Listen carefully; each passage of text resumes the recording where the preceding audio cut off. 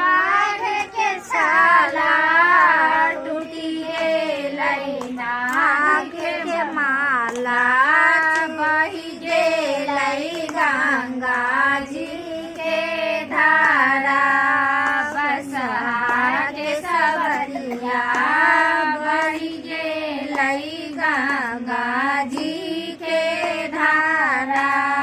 बसहा के सवरिया सीले बैल बाघ के छाला जोइले बैल नाग के माला सीले बैल बाघ के छाला जोइले